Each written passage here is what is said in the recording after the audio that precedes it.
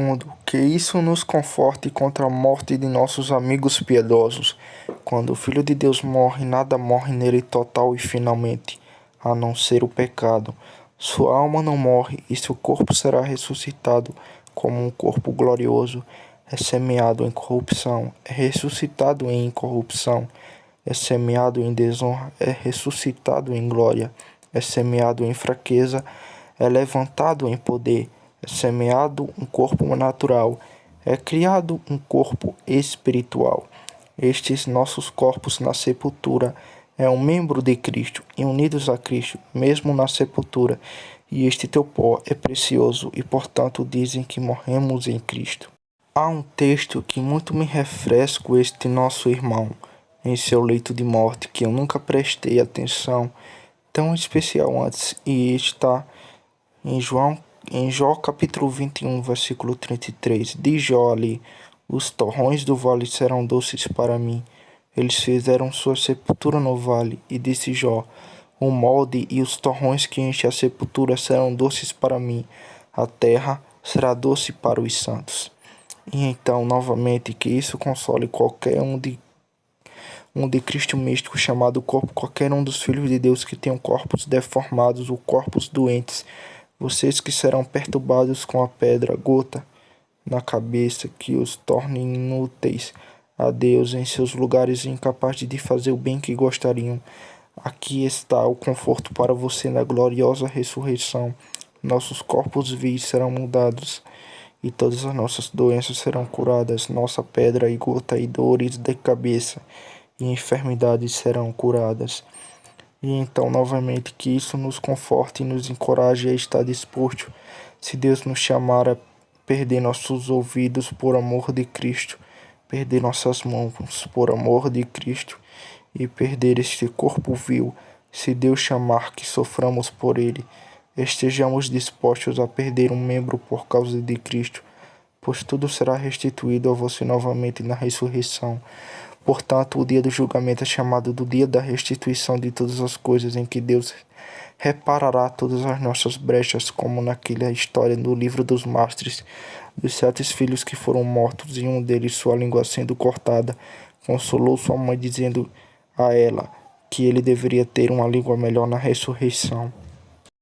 A partir da consideração disso, sejamos exortados, e se eu pudesse falar em minhas palavras fossem eficazes e operassem em todos os seus corações, permita-me humildemente rogar-lhes que glorifiquem a Deus em seus corpos, ó vocês que são os santos de Deus, cujos corpos pela graça se tornaram os templos do Espírito Santo. Deixe-me rogar-lhes por as misericórdias daquele Deus que santificou os vossos corpos e os fez instrumentos do seu serviço para que vos entregueis aos vossos corpos e os apresenteis em sacrifício vivo, santo e agradável a Deus, que é o seu serviço razoável. Tornem seus corpos cada vez mais instrumentos de justiça para a justiça. E que nós que somos ministros pensemos nisso, não pensemos muito em desagradar nossos corpos no serviço de Deus. No dia do juízo nós teremos corpos gloriosos. Não pensemos que podemos prestar muito serviço a Deus com nossos corpos, especialmente quando consideramos quão gloriosos nossos corpos serão na ressurreição, mesmo conforme o corpo glorioso de Jesus Cristo. Aqui está outro uso que devo fazer disso, que vou citar apenas para você, e isso é um projeto divino, como tornar seus corpos gloriosos. Se houvesse um médico entre vocês que pudesse curar todas as suas deformidades e doenças e tornar seus corpos imortais, como você faria? Amados, hoje vos falei de tal médico, e esse é o Senhor Jesus Cristo, que um dia virá do céu e fará nossos corpos vis semelhante ao corpo glorioso. Ouça-me, pó e cinzas, você que gasta todo o seu tempo em adornar o seu corpo com adornos pecaminosos, considere sua loucura que, enquanto você cuidar mais de seu corpo vil do que de sua preciosa alma, tu arruinarás e destrói ambos.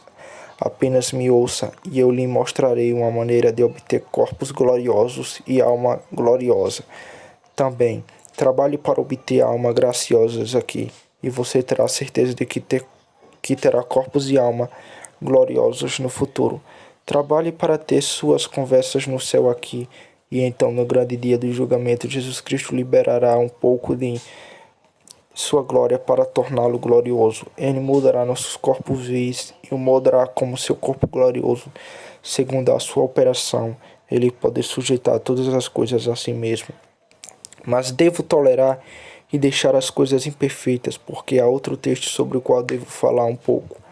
Tem agradado a Deus ultimamente tirar muitos ministros dignos, piedosos e instruídos de entre nós. E certamente, meus irmãos, este é um grande julgamento e tanto maior, porque as pessoas são tão pouco sensíveis a isso. E não é apenas um grande julgamento em si, mas também um presário de um maior. Os judeus tinham um ditado que era um mau sinal para o mundo quando os luminares do céu foram eclipsados. Deus recentemente eclipsou muitos luminares e apagou muitas luzes gloriosas. Eu não preciso colocar vocês desta cidade em mente do Dr. Gouge, Sr. Walker, Sr. Wintenklen, Sr. Gutlin, Sr. Strong. Eu não preciso colocar os da universidade em mente do Dr. William e agora deste reverendo Samuel Bolton, mestre do Trinity College em Cambridge. Se eu entrar em seus elogios, eu poderia justamente dizer o que outro disse no caso semelhante, que há mais medo para que não digamos menos, então ele merecia, então que devemos louvá-lo acima de seus méritos. Ele era uma luz ardente e brilhante neste nosso Israel. Ele era um intérprete entre mil, um homem de excelente habilidade ministeriais, um obreiro que não precisava se envergonhar, que maneja bem a palavra da verdade. Ele era alguém que não apenas pregava bem, mas vivia bem. Ele foi alguém cuja vida foi um excelente comentário sobre seus sermões. Como disse João Batista, que é chamado a voz do clamor. Diz ele, João Batista, era toda voz em sua prudência, toda voz em seu âmbito, toda voz em sua dieta, toda voz em sua habitação, toda voz em sua conversa. Assim era nosso querido irmão, toda voz. Ele foi uma voz em sua vida, bem como sua doutrina. E deixe-me dizer-lhe que a vida de um ministro prega tanto quanto a sua doutrina. Era um ditado que Rufino tinha de Gregório Nazianzen, que posso aplicar a este nosso irmão. Ele não se condenado por viver contrariamente ao que pregava, mas ele mesmo fez as coisas que ensinou aos outros. Ele não apenas não sanatra, mas dona salufífera, não só dons para o bem dos outros, mas graças para o bem de sua própria alma. Muitos ministros têm dons de partes raras, mas são como a pérola na cabeça de um sapo, porque suas vidas dementem suas doutrinas. Mas este nosso irmão era um que não só tinha dons para o bem dos outros, mas graça para o bem de sua própria alma. E essa é sua maior recomendação. Ele era um santo humilde. A quarta coisa, diz Lutero, que fazem um ministro: oração, leitura, meditação e tentação. Nosso irmão cristão não era apenas um homem de leitura, oração e meditação, mas um homem assalto por muitas tentações. Mas creio que muitas centenas de ministros, ele foi muito assalto de tentações e, portanto, mais capaz de consolar aqueles que foram tentados com aqueles confortos em que, contudo, ele foi consolado. E deixe-me tomar a ousadia de lhe dizer que ele deixou uma escrita atrás de si, na qual registrou todas as saídas de Deus para ele, e todas as experiências de Deus brilhando com a luz de seu semblante sobre ele, e também de suas retiradas e escondendo seu rosto dele, tanto nos momentos em que Deus estava distante dele, quando ele se aproximou dele. Ele era tão zeloso em sua função ministerial que, embora fosse chefe de uma faculdade em Cambridge, contudo, apesar de muitos anos juntos, ele pregou livremente sem qualquer salário na igreja pública daquela cidade. E isso me faz lembrar do que foi dito em um sermão impresso daquele reverendo e piedoso Dr. Will, que ele pregou o evangelho sem nenhuma acusação aos que o ouviram. E assim fez este nosso irmão por muitos anos, e por 3 ou 4 anos ele foi conferencista neste lugar, onde pregou para grande satisfação dos piedosos, tanto aqui como em muitos outros lugares da cidade. que devidamente serviram ao seu ministério. E embora ele esteja agora morto, ele ainda fala, não apenas pela santidade de sua vida e graciosidade de sua doutrina, mas também pelos muitos livros que ele deixou imprimido atrás dele, em que livros você pode ver um caráter justo de sua piedosa e habilidades ministeriais.